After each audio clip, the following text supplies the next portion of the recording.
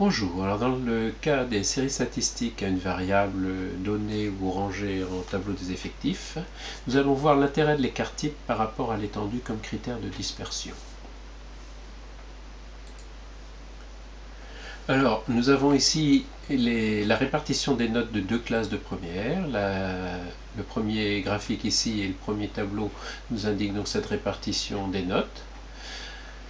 Et puis le deuxième tableau ainsi que le deuxième graphique est la répartition des notes de la classe de première B.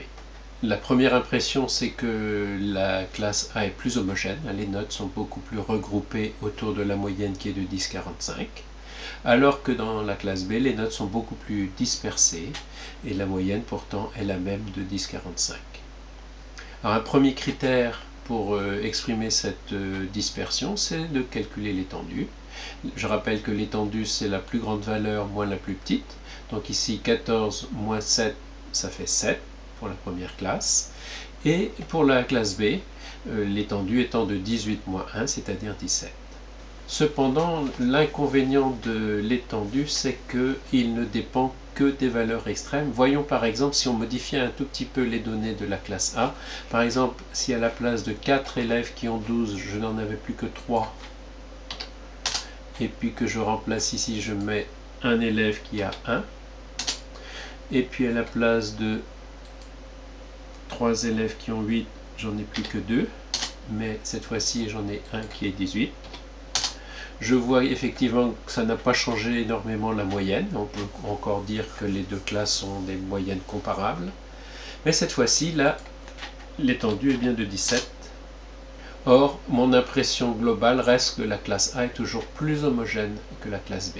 Donc je me rends compte que l'étendue est un critère limité pour exprimer correctement la dispersion des valeurs d'une série statistique. Alors revenons un petit peu en arrière pour reprendre nos données de départ. Voilà.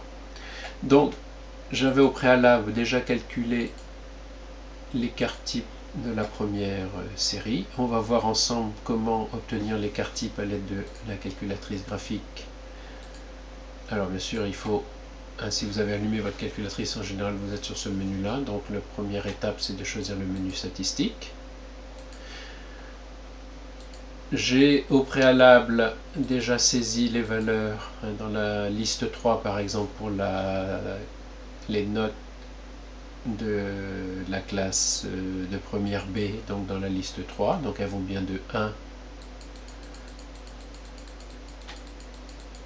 jusqu'à 18, voilà, plus rien après. Et puis j'ai saisi dans la liste 4 les notes,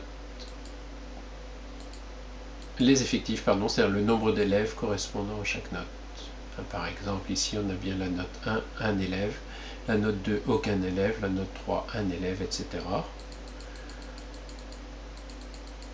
Par exemple, la note 13, on a bien 3 élèves. Alors, avant de lancer le calcul, il faut vérifier, donc en appuyant sur la touche F6, c'est-à-dire set en anglais, c'est-à-dire fixer, on va fixer les paramètres de calcul. Voilà, on vérifie bien sûr qu'on a bien, si ce n'était pas le cas, la liste 3 comme liste des valeurs du caractère, c'est-à-dire les notes ici. Si ce n'était pas le cas, on modifierait ici et puis on indiquerait la liste 3 comme valeur du caractère. Et puis, vérifier que les effectifs, frequency en anglais, c'est bien la liste 4. Si ce n'était pas le cas, de la même façon, liste 4. Et on valide. Exé. Et puis maintenant, on va demander le calcul des statistiques à une variable, donc F1.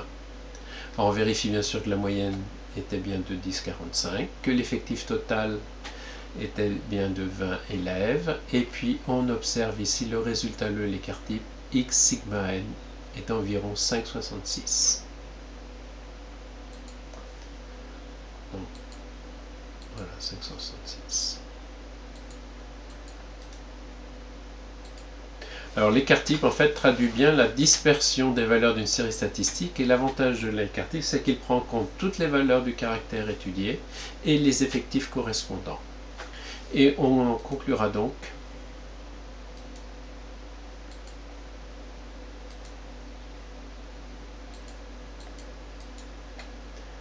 que plus la valeur de l'écart type est élevée, plus la série statistique est dispersée. C'est le cas effectivement si je compare mes deux classes, hein, que la classe de première B, l'impression visuelle avec le graphique et que les notes sont plus dispersées, effectivement l'écart type est de 5,66. Et la classe de première A, on voit bien visuellement sur le graphique que les notes sont plus regroupées autour de la moyenne, et effectivement l'écart type est plus petit, plus faible, il est seulement de 1,91.